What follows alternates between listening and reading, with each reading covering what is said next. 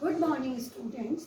सेठ मुरलीधर मानसिंह का राजकीय कन्या महाविद्यालय भीलवाड़ा के अपने यूट्यूब चैनल पर आप सभी छात्राओं का स्वागत है। जैसा कि हमने पिछले अध्ययन सत्र में आहार एवं पोषण से विषय से संबंधित कुछ परिभाषाओं का अध्ययन किया था, आज हम पाक क्रिया के बारे में पढ़ेंगे। पाक क्रिया अर्थात भोजन को पकाना। तो भोजन को पकाना क्यों ज़रूरी है? आप जानते हैं कि कुछ भोज्य पदार्थ जैसे कि खीरा, टमाटर, ककड़ी, गाजर, मूली, चुकंदर, शलगम इत्यादि हम कच्चे ही सलाद के रूप में खा लेते हैं। तो कुछ सब्जियां जैसे कि लौकी, तोरई, भिंडी, कद्दू इत्यादि को हम पका कर खाते हैं। वहीं अनाज और दालों को भी हम विविध रूपों में पकाकर खाते हैं। क्यों? क्योंकि बिना पकाए हम इन्हें खा नहीं सकते। कारण भोजन को पकाने से भोज्य पदार्थों की जो संरचना है वो कुछ नरम पड़ जाती है और इन नरम भोज्य पदार्थों को आप आसानी से चबा सकते हैं एवं खा सकते हैं। हम कल्पना करें कि पक्षियों की तरह गेहूं के साबुत दाने या मक्की के साबुत दानों को अगर हम भोजन के रूप में खा लेंगे तो ये संभव नहीं है, क्योंकि ये काफ़ी कड़क होते हैं, कठोर होते हैं, जिन्हें मनुष्य नहीं खा सकता और न ही पचा सकता। दूसरा, सुपाच्य। भोजन को पकाने से उनकी कोशिका भित्तियाँ नरम पड़ जाती हैं, झिल्लियाँ नरम हो जाती हैं, टूट जाती हैं और ऐसे नरम झिल्लियों वाले भोज्य पदार्थ आसानी से पचाए जा सकते हैं। तो भोजन को पकाने से भोजन सुपाच्य भी हो जाता है। हम कल्पना करें कि अनाज से बने आटे को अगर हम ऐसे ही गूंद कर खा लें या कोरा खा लें तो इसका पाचन नहीं होगा। जब हम अनाज को पकाकर दलिया, सूजी, रोटी इत्यादि के रूप में खाते हैं तभी ये पाचनशील होता है। इसी प्रकार दालों को कच्ची खाने से दालों में उपस्थित अवयव ट्रिप्सिन इनहिबिटर जो है वो प्रोटीन के पाचन को रोकता है और प्रोटीन का पाचन नहीं होता। तो दालों को पकाने से दालें भी सुपाच्य हो जाती हैं। तीसरा, स्वाद एवं सुगंध में वृद्धि। भोजन को जब हम विभिन्न विधियों से पकाते हैं तो भोजन के स्वाद में और सुगंध में, फ्लेवर में वृद्धि होती है और भोजन खाने के लिए अपीलिंग बन जाता है। गेहूं के आटे से बनी हुई रोटी पर जब आप घी लगाते हैं तो खुशबू से ही आपका खाने का मन करता है। इसी प्रकार पराठे, पूरी इत्यादि जब हम तल कर पकाते हैं तो उनके स्वाद में और सुगंध में वृद्धि हो जाती है। विविधता। एक ही खाद्य पदार्थ को जब आप अलग अलग विधियों से अलग अलग रूपों में पकाते हैं तो भोजन में विविधता आती है। गेहूं के आटे से आप रोटी बना सकते हैं, पूरी बना सकते हैं, पराठा, भरवा पराठा, बाटी, भरवा बाटी, आटे की लापसी, आटे का हलवा, आटे का शीरा, गेहूं के दलिए की बनी हुई लापसी और नमकीन दलिया। तो एक ही गेहूं के से हम विभिन्न व्यंजनों को बनाते हैं जिससे आहार में विविधता आती है। इसी प्रकार अलग अलग खाद्य पदार्थों से अलग अलग प्रकार से जब हम पकाते हैं तो हमारे दिन भर के भोजन में विविधता शामिल हो जाती है। पोषक तत्वों की उपलब्धता। जब हम भोज्य पदार्थों को पकाते हैं तो न केवल उनकी कोशिका झिल्लियाँ नरम होती है और वो भोजन खाने योग्य बन जाता है, बल्कि उसमें उपस्थित कुछ अवयव जो कि हमारे पाचन एवं अवशोषण में बाधा पैदा करते हैं वो भी टूट जाते हैं, नष्ट हो जाते हैं और उनकी उपलब्धता बढ़ जाती है। जैसे मैंने पूर्व में भी बताया, दालों में ट्रिप्सिन इनहिबिटर होता है जो प्रोटीन के पाचन को रोकता है। कच्चे अंडे में एविडिन होता है जो अंडे में उपस्थित प्रोटीन के पाचन को रोकता है। दालों को पकाने से ट्रिप्सिन इनहिबिटर नष्ट हो जाता है, अंडे को उबालने से या अंडे को पकाने से एविडिन नष्ट हो जाता है और दालों और अंडों में उपस्थित प्रोटीन हमें पाचन के लिए उपलब्ध हो जाती है। इसी प्रकार से जब हम साबुत मूंग और साबुत दालों को अंकुरित करते हैं या व्यंजनों को खमीरीकृत करके बनाते हैं तो अंकुरीकरण और खमीरीकरण के दौरान भी पौष्टिक तत्वों की उपलब्धता में वृद्धि होती है, मात्रा में वृद्धि होती है। सुरक्षित। भोज्य पदार्थ को जब हम ऐसे ही छोड़ देते हैं तो संरक्षण की अवधि के दौरान या संग्रहण की अवधि के दौरान उनमें कुछ कीटाणु और जीवाणुओं के पनपने की संभावनाएं बढ़ जाती हैं। आपने देखा होगा दूध को कुछ समय तक रखने पर उसमें जीवाणुओं की मात्रा बढ़ जाती है और ऐसे दूध को जब आप गर्म करते हैं तो वो फट जाता है या उसमें खट्टी खट्टी स्मेल आती है। ऐसा जीवाणुओं की वृद्धि के कारण होता है। इसी दूध को जब हम समय से पूर्व ही गर्म करके उबाल लेते हैं और ठंडे तापमान पर फ्रिज में सुरक्षित रखते हैं तो ये पीने के योग्य रहता है, क्योंकि दूध को उबालने से या पास्तुरीकृत करने से दूध में उपस्थित हानिकारक जीवाणु नष्ट हो जाते हैं और दूध पीने के लिए सुरक्षित हो जाता है। भोजन पकाने की विधियाँ। भोजन को हम भिन्न भिन्न विधियों और भिन्न भिन्न माध्यमों से पकाते हैं, जैसे नमी या जल के द्वारा, गर्म वायु के द्वारा, चिकनाई या तेल के द्वारा। नमी या जल, गर्म हवा और चिकनाई या तेल, ये वो माध्यम है जो भोजन में ऊर्जा का संचलन करते हैं, ऊष्मा का संवहन करते हैं और उस ऊष्मा के फलस्वरूप भोजन पक कर खाने के लिए तैयार हो जाता है। नमी द्वारा। नमी द्वारा भोजन को बनाने में पहली विधि है उबालना, जो कि सर्वाधिक सरलतम विधि है, जिसमें उबलते हुए पानी में भोज्य पदार्थों के टुकड़ों को काट कर जब हम 100 डिग्री सेल्सियस पर गर्म करते हैं तो कुछ ही समय में भोजन पककर तैयार हो जाता है। जैसा कि हम जानते हैं कि पानी का क्वथनांक 100 डिग्री सेल्सियस होता है और इस तापमान पर पानी में बड़े बड़े बुलबुले उठते हैं और वो पानी की सतह पर आकर टूट जाते हैं। उबालने के द्वारा भोजन पकाने की जो विधि है ये सर्वाधिक पुरानी है, सर्वाधिक प्राचीन है, सर्वाधिक सरलतम है। इसके लिए कोई विशेष उपकरणों की और समय की आवश्यकता नहीं होती। उबालने के दौरान हम आलू को उबाल कर खा सकते हैं या कुछ सरल दालें जैसे कि मूंग की और मसूर की दालों को हम उबाल कर पकाते हैं। उबालने की विधि का एक नुकसान ये है कि भोजन को उबालने के पश्चात जब हम पानी को फेंक देते हैं तो भोज्य पदार्थों में से पोषक तत्व उबाले हुए पानी में आ जाते हैं और वो फेंकने के साथ नष्ट हो जाते हैं और पोषक तत्वों का ह्रास होता है। दूसरा, खदकाना। खदकाने की विधि में भी हम पानी के माध्यम में ही भोजन को पकाते हैं, किंतु इसमें पानी का तापमान कुछ कम रखा जाता है, 80 डिग्री सेल्सियस रखा जाता है और भोज्य पदार्थ को बहुत धीमी गति से धीमे तापमान पर धीरे धीरे पकाया जाता है और इसे हम कहते हैं खदकाना। पानी के बुलबुले इसमें कुछ छोटे छोटी आकार के बनते हैं और सतह पर आने से पूर्व ही टूट जाते हैं।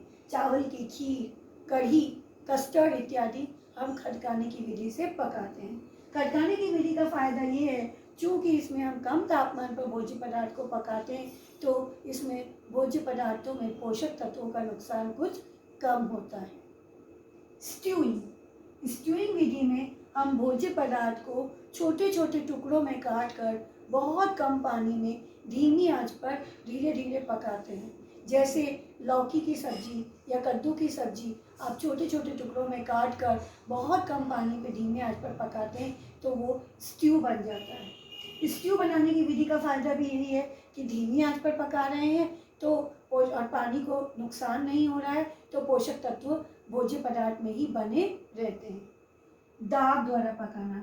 कुछ दालें जैसे कि छोला, राजमा, चावल इत्यादि सामान्य उबालने की विधि से नहीं पकाई जाती, ये कच्ची रह जाती हैं। ऐसी दालों को प्रेशर कुकर में अधिक दाब पर पकाने से वो शीघ्र ही पक जाती है। क्योंकि कुकर में जब दाब को बढ़ाया जाता है तो दाब के बढ़ने के साथ साथ पानी का तापमान भी बढ़ जाता है और उच्च ताप पर ये दालें शीघ्र ही आसानी से पक जाती हैं और खाने योग्य तैयार हो जाती है। अन्य विधि है भाप द्वारा पकाना।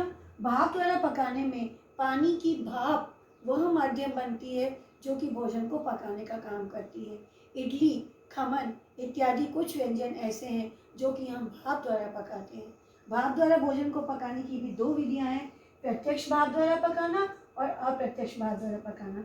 जब काम में लिए जाने वाले सांचों में छेद होता है और पानी की भाप नीचे से भोजन या व्यंजन में से गुजरती हुई बर्तन के अंदर से जाती है तो वो प्रत्यक्ष भाप द्वारा पकाई जाती है। इस प्रकार से हम इडली का बनाते हैं। आपने इडली के सांचों में देखा होगा, सांचे में बारीक छेद होते हैं जिसमें से भाप निकलकर इडली के घोल में से होते हुए बाहर निकलती है। अप्रत्यक्ष भाप में हम बनाए जाने वाले घोल को बर्तन में रखते हैं और बर्तन को भाप के बर्तन में जब हम रखते हैं, पानी के बर्तन में रखते हैं तो भाप पहले सांचे के पास से बर्तन के ऊपर गुजरती है और फिर घोल में जाती है और भोजन को पकाती है। खमन का निर्माण हम अप्रत्यक्ष विधि द्वारा पकाते हैं। भाप द्वारा भोजन पकाने का फायदा ये है कि भाप का तापमान पानी के तापमान से बहुत ज़्यादा होने के कारण कम समय में व्यंजन शीघ्रता से पक जाता है, पौष्टिक तत्वों का नुकसान कम होता है और चूंकि इस प्रकार के पानी को फेंका नहीं जाता तो भाप द्वारा पौष्टिक तत्वों का नुकसान भी कम से कम होता है और ये व्यंजन बहुत ही पौष्टिक और स्वादिष्ट होते हैं। गर्म वायु। गर्म वायु में वायु व माध्यम होती है जो कि भोज्य पदार्थ को पकाने का काम करती है। पहला है सेकना या भूनना। आप लोग घर पर नित्य प्रतिदिन चपाती, पराठा इत्यादि तो बनाते ही होंगे। चपाती को बनाने के लिए जब हम तवे पर चपाती का रोल बनाकर सेकते हैं तब हम पचाने के बाद या तो उसको तवे पर ही सेकते हैं या गैस पर उतार कर सेकते हैं। जब आप तवे पर सेकते हैं तो आप अप्रत्यक्ष रूप से भून रहे हैं और जब आप गैस की फ्लेम पर उतार कर सेकते हैं तब आप प्रत्यक्ष रूप से सेक रहे हैं। प्रत्यक्ष अर्थात सीधी आंच में सेकना और अप्रत्यक्ष अर्थात अप्रत्यक्ष रूप से बर्तन के ऊपर गर्म हवा का उपयोग करते हुए सेकना। इसी प्रकार से आलू, शकरकंद इत्यादि को भूनने के लिए जब हम अंगारों के बीच में दबा देते हैं या बाटियों को जब हम अंगारों में दबा देते हैं तो वो प्रत्यक्ष रूप से भूनी जाती हैं और जब आप गर्म ओवन में, बाटी वाले ओवन में रखकर भूनते हैं तो वो अप्रत्यक्ष रूप से भूनी जाती है। बेकिंग। बेकिंग की विधि में बनाए जाने वाले व्यंजन के घोल को एक बर्तन में रखकर उसे एक बंद बर्तन में रखा जाता है और इस बंद बर्तन को जब हम इलेक्ट्रिसिटी के द्वारा या गैस के द्वारा ऊष्मा प्रदान करते हैं तो ये बर्तन पहले गर्म होता है और फिर बर्तन के अंदर की हवा गर्म होती है और उस गर्म हवा के द्वारा भोजन पक जाता है। बेकिंग विधि के द्वारा आप केक, पेस्ट्रीज, बिस्किट्स इत्यादि को बेक करते हैं, पकाते हैं। चिकनाई। चिकनाई की विधि में तेल को गर्म करके तेल व माध्यम बनता है जो भोजन को पकाने में काम आता है। तेल द्वारा या चिकनाई द्वारा हम 2 प्रकार से भोज्य पदार्थों को पकाते हैं, 3 प्रकार से। उथली तलने की विधि, गहरी तलने की विधि और सॉर्टिंग विधि। उथली तलने की विधि में जो बर्तन काम में लिया जाता है वो थोड़ा चपटा होता है, कम गहरा होता है और कम तेल में भोज्य पदार्थ को पकाया जाता है, जैसे कि पराठे बनाना या कटलेट्स का निर्माण करना, जिसमें कि कम तेल में हम फ्राइंग पैन को इस्तेमाल करते हुए कटलेट्स और पराठों का निर्माण करते हैं। गहरी तलने की विधि में तलने वाला बर्तन काफ़ी गहरा होता है और अत्यधिक मात्रा में तेल का इस्तेमाल करते हुए भोज्य पदार्थ को पकाया जाता है। पूरी, पकौड़ियाँ, कचौड़ी, समोसे इत्यादि गहरी तलने की विधि का उदाहरण है।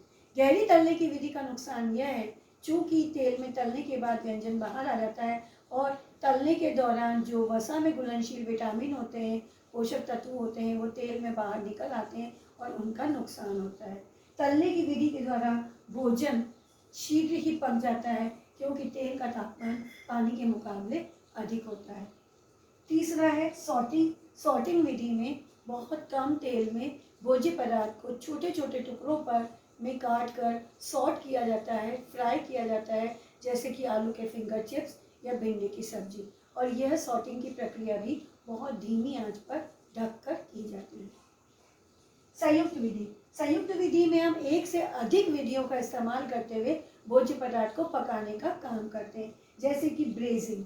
ब्रेजिंग विधि में हम भोज्य पदार्थ को पहले कुछ समय तक आंच पर रोस्टिंग करते हैं, सेकते हैं और उसके बाद कम पानी में धीमी आंच पर धीरे धीरे पकाते हैं। उदाहरण के लिए पुलाव बनाने के लिए आप चावलों को पहले थोड़े से घी में सेकते हैं और फिर खदकाने की विधि से पुलाव को तैयार करते हैं। इसी प्रकार सेवई जब आप सूखी बनाते हैं तो सेवई को पहले आप थोड़े से घी में रोस्ट करते हैं, सेकते हैं और उसके बाद उसको कम पानी में धीमे धीमे पकाते हैं।